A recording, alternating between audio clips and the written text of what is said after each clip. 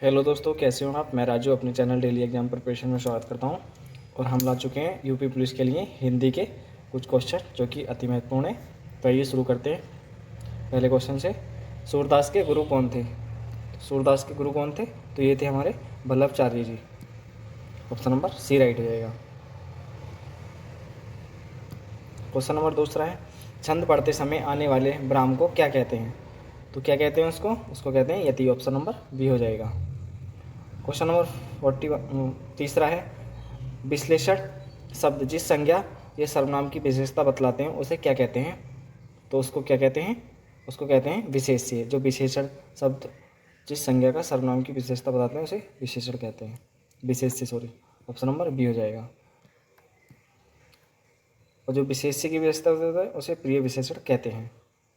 Question next है हमारा 42, प्राचीन शब्द विशेषण के किस प्रकार में आता है? प्राचीन शब्द विशेषण के किस प्रकार में आता है? सर्वनामिक में, संख्यावाचक में, गुणवाचक में, परिणामवाचक में? तो बताएंगे आप कौन सी में आता है? तो यह आता है गुण बता रहा है हमारा प्राचीन।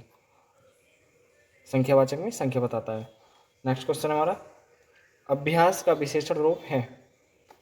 तो अभ्यास का विशेषण रूप क्या होगा? अभ्यासिक, अभ्यासी, अभाष, अभाषित। तो इसका आंसर हो जाएगा हमारा बी, अभ्यासी। Option number B right. Question number next है हमारा, द्रौपदी का चिर का अर्थ है, मतलब द्रौपदी का चिर का अर्थ है। तो ये मुहावरा है, इसका आप अर्थ बताएंगे। तो कभी समाप्त न होना, कभी समाप्त नहीं होना।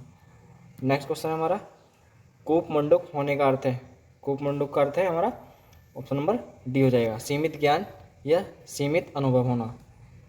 ऑप्शन नंबर 46 है, इस प्रश्न में वाक्य के पहले और अंतिम भाग को क्रमशः फर्स्ट दिया गया और छठे भाग को 6 संख्या दी गई है। बीच में आने वाले अंश को 4 भाग में बांटकर यह रे ले वह संख्या दी गई है। यह चारों उचित क्रम में नहीं है।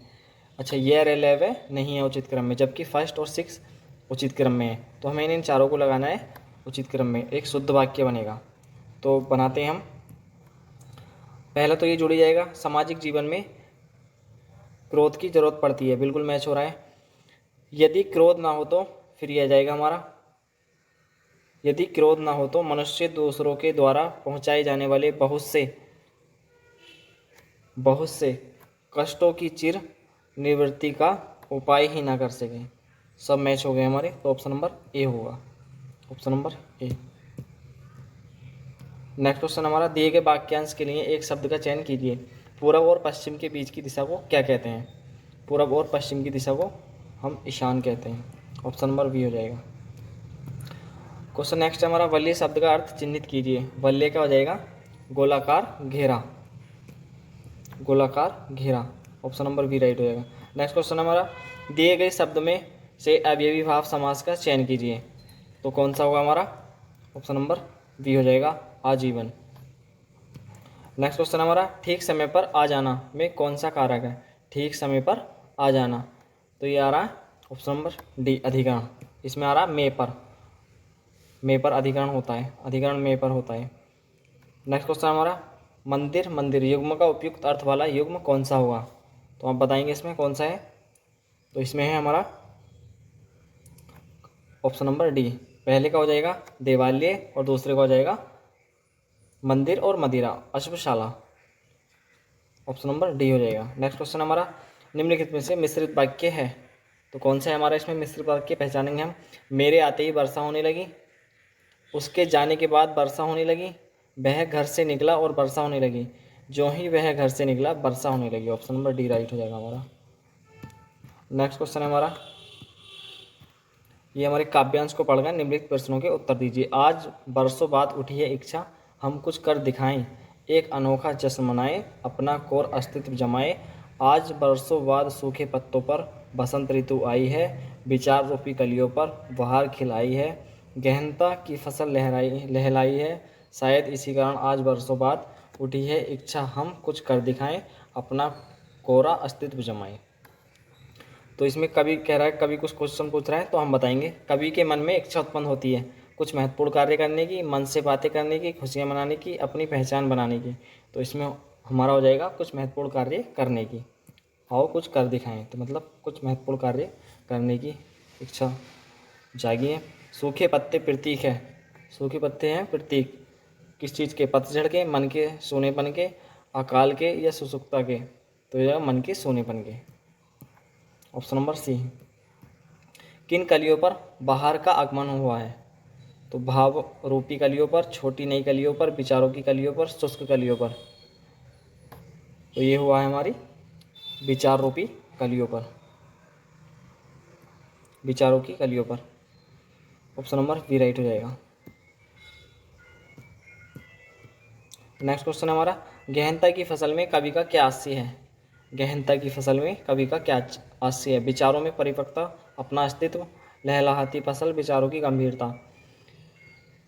तो विचारों की परिपक्वता। ऑप्शन नंबर ए राइट हो जाएगा।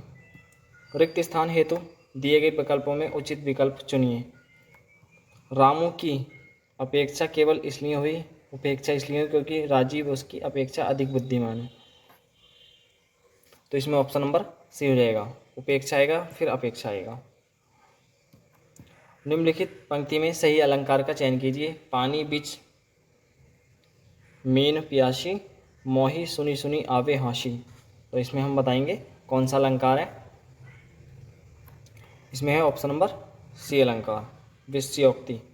जहाँ पर कारण के रहते हुए भी कार्य का न होना पाया जाए वहाँ विषयोक्ति अलंकार होता है। यहाँ मछली के पानी में रहते हुए भी मछली के प्यासे होने की बात कही गई है। निम्नलिखित विकल्प में से किस विकल्प में सभी शब्द व्यक्तिवाचक संज्ञाएं हैं? तो कौन सा विकल्प है जिसमें व्यक्तिवाचक संज्ञाएं हैं? राम, रामचरितमानस, गंगा।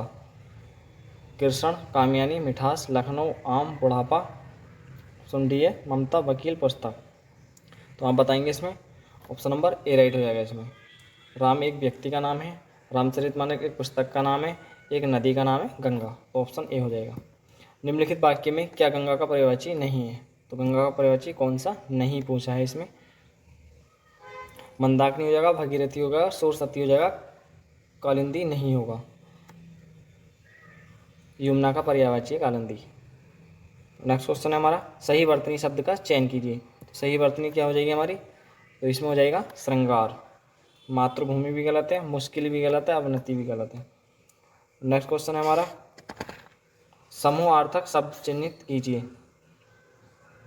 समूहार्थक शब्द चिन्हित कीजिए। तो इसमें हो जाएगा भीड़, मतलब समूह बनाता है एक भीड़। पुरुष नहीं बनाएगा, स्त्री भी, मनुष्य एक नाम है।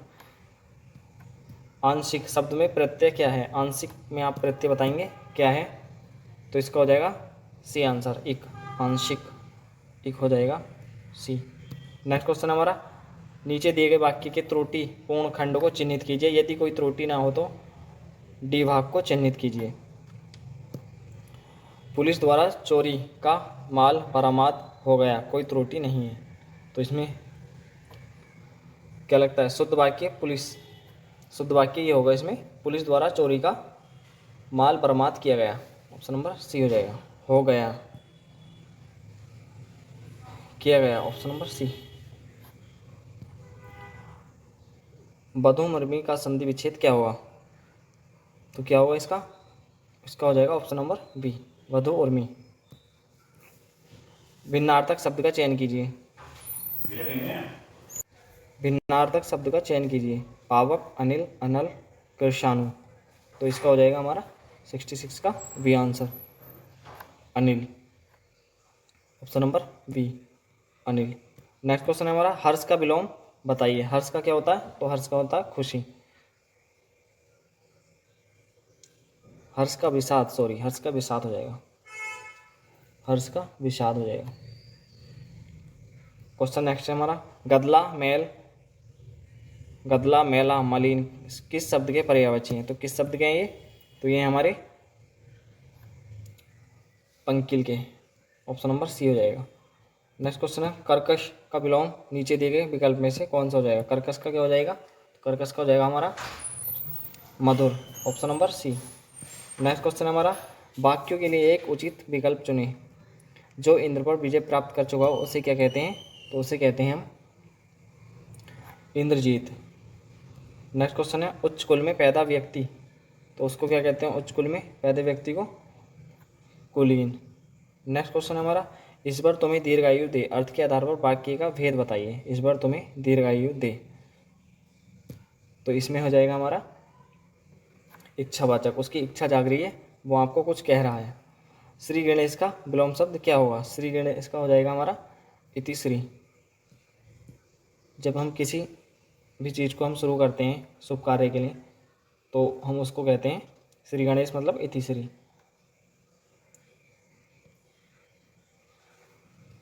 विलोम शब्द पूछा, सॉरी, श्री गणेश का विलोम शब्द, हाँ इति श्री हो जाएगा।